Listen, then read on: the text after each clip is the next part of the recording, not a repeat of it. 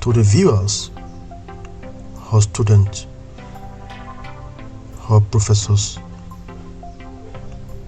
and followers, the name Africa was given to the regions as the Romans knew and understood the world at the time of the name Africa,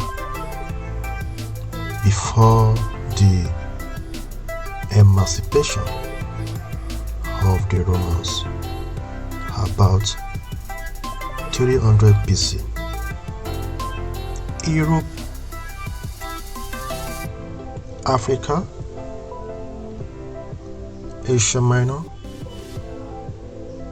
and India,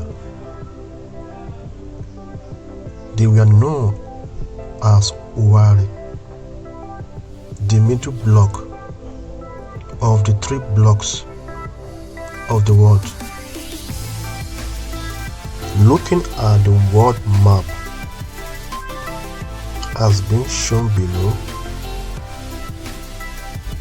one comes to understanding that the ancient Igbos, they had good knowledge of the world.